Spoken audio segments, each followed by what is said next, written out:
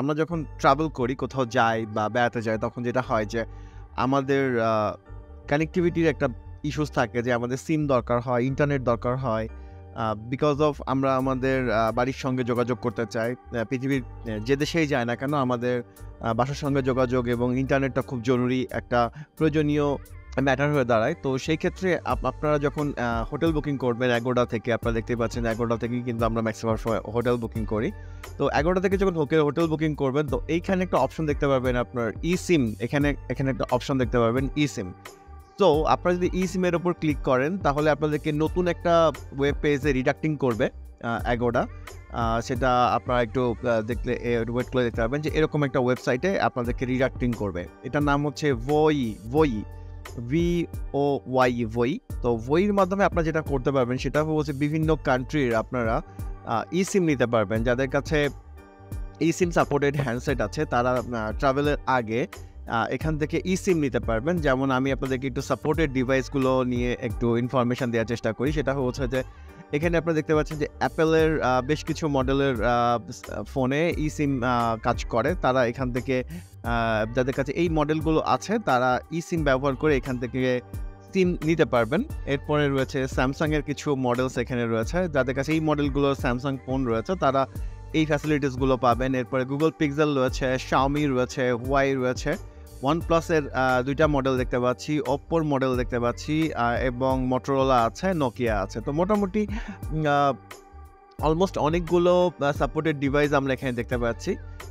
তো আমরা এখন যেটা করব যে আমরা একটু দেখব যে এটা হাউ টু ইনস্টল। এই ইনস্টলেশনের প্রসিডিউরটা কিন্তু খুবই ইজি। যাদের কাছে eSIM রয়েছে তারা যেটা করবেন, এখানে একটা টিউটোরিয়াল ভিডিও দেয়া আছে, সেটা দেখে নিবেন। সেটা দেখলে আপনারা খুব সহজেই সিমটা আপনাদের ফোনে ইনস্টল করে নিতে পারবেন। আর যাদের কাছে eSIM আছে, যারা অলরেডি eSIM চালান, আপনারা তো জানেন কিভাবে আইফোনে বা অন্যান্য ফোনে এই সিম অ্যাক্টিভেট করতে হয়। তো সেই ক্ষেত্রে আপনারা এখানে দেখতেই পাচ্ছেন যে আপনারা আইফোন থেকে কিভাবে eSIM-টাকে কানেক্ট করবেন সেই একটা নির্দেশিকা এখানে দেয়া রয়েছে। এখানে কিউআর কোড স্ক্যান করে জাস্ট ট্রাভেলের আগে আপনি সিমটা ইস্যুস করে এখান থেকে আপনার সিমটা নিয়ে নিতে পারবেন। সো আমরা এখন যেটা করব যে আমরা এখন দেখব যে প্ল্যানে কি আছে সেগুলো একটু দেখব। প্ল্যানের ভিতরে আমরা দেখতে পাচ্ছি যে আমরা কোন দেশের সিম পাবো। এখানে আমরা একটু দেখলে আমরা বুঝে যাব যে এখানে কোন দেশের সিম আছে। অস্ট্রেলিয়া, তারপরে Austria, Bahrain, Belgium, Cambodia, Canada, China, এরকম প্রচুর কান্ট্রি কিন্তু আপনারা এখান থেকে eSIM নিতে পারবেন। এবং এখান থেকে আরেকটা অপশন আছে, এটা হচ্ছে লোকাল eSIM, এটা রিজিওনাল eSIM। এশিয়ার ভিতরে যে কোনো কান্ট্রিতে যদি আপনি যান, সেক্ষেত্রে রিজিওনাল eSIM নিলে আপনি সেই কান্ট্রিগুলোতে এই eSIM-গুলো ব্যবহার করতে পারবেন। এবার এখানে রয়েছে গ্লোবাল eSIM। আপনি এখান থেকে একটা eSIM নিলে আপনি পৃথিবীর যে কোনো দেশে গেলে আপনার সেই eSIM-টা কাজ করবে।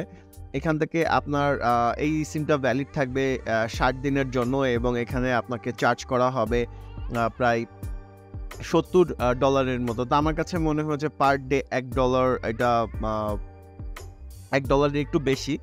ভ্যালিড প্রসিডিউর $70 মতো। আর এখানে রয়েছে 120 দিনে $119। তার মানে এখানে কিন্তু প্রায় অলমোস্ট $1 করে পড়ছে পার ডে। এটা আমার কাছে অনেক বেশি কনভিনিয়েন্ট মনে হচ্ছে। এটা 120 দিন, যারা অনেক বেশি ট্রাভেল করেন তাদের জন্য এটা খুবই ভালো একটা সলিউশন হতে পারে। আর রিজিওনাল eSIM-এ আপনারা দেখতে পাচ্ছেন যে এখানে 4টা রিজিয়ন দেওয়া আছে। সেখানে গেলে আপনাকে এখানে দেখতে পাচ্ছেন 120 দিনের জন্য $80, তার মানে অনেক কম, $1 অনেক কম পড়তেছে। আর এখানে 60 দিনের জন্য $40 মতো পড়তেছে বা $39 মতো পড়তেছে এবং ডাটা পাবেন হচ্ছে 20 জিবি।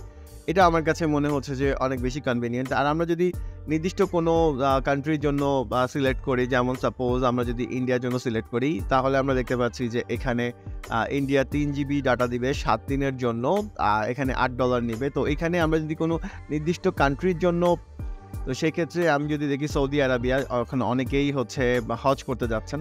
তো সৌদি আরবিয়া হলে আপনারা এখানে দেখতে পাচ্ছেন যে 7 দিনের জন্য এখানে থাকতেছে হচ্ছে $12।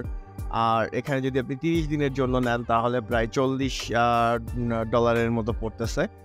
আর আমি যদি আবার একটু প্ল্যানে যাই এবং অন্য একটি কান্ট্রি দিয়ে সার্চ করি, এখানে কিন্তু একেকটা কান্ট্রির জন্য একেক রকমের প্রাইস রয়েছে। সো আমরা যদি একটু সিঙ্গাপুর দেখি, সিঙ্গাপুর সিঙ্গাপুরের প্রাইস কত? সিঙ্গাপুরের প্রাইস কিন্তু আপনারা দেখতে পাচ্ছেন যে এখানে প্রায় 3 জিবির জন্য 7 দিনে $8 চার্জ করছে এবং 30 দিনের জন্য $25 চার্জ করছে। তো আমার কাছে মনে হয় যে ভ্যালিড ফর 30 দিন, 3 জিবি সিঙ্গাপুর 30 দিন, সেই ক্ষেত্রেও কিন্তু $10 মতো চার্জ করছে। তো আমার কাছে মনে হয়েছে এটা অনেক বেশি কনভিনিয়েন্ট। কেনার জন্য আপনাকে যেটা করতে হবে, বাই ইউএসডির ওপরে ক্লিক করতে হবে, বাই নাও ইউএসডি যেটা রয়েছে সেটার উপর ক্লিক করতে হবে এবং অবশ্যই আপনার কাছে এটা ডুয়াল কারেন্সি কার্ড থাকতে হবে এবং এটা আপনি ভার্চুয়াল কার্ড থেকেও কিনতে পারবেন। আপনার কাছে যদি কোনো ভার্চুয়াল কার্ড থাকে বা রি.পে কার্ড থাকে বা আপনার রিলেটিভসদের মধ্যে যদি কারোর কাছে কার্ড থাকে তাহলে আপনি সেখান থেকেও এই পারচেসটা করতে পারবেন। তো চলুন আমরা দেখি পারচেজের জন্য কি অপশন এখানে দিয়েছে। পে উইথ কার্ড, আপনাকে অবশ্যই একটি কার্ডের মাধ্যমেই এটাকে পেমেন্ট করে নিতে হবে। আর আমি বলব যেহেতু এটা 7 দিনের ভ্যালিডিটি রয়েছে তো অবশ্যই আপনারা ভ্রমণের আগে বা ভ্রমণের দিন এটা পারচেজ করবেন এবং আপনাদের হ্যান্ডসেটের সঙ্গে কিউআর কোডের সাথে সিঙ্ক করে নেবেন যাতে আপনি এয়ারপোর্টে নামার সঙ্গে সঙ্গে আপনার সিমটাকে আপনি অ্যাক্টিভেট করতে পারেন। তো আজকে ভিডিওটি এ পর্যন্তই। ভিডিও ভালো লাগলে অবশ্যই hit the subscribe button and stay tune with us. Have a good day. Tata.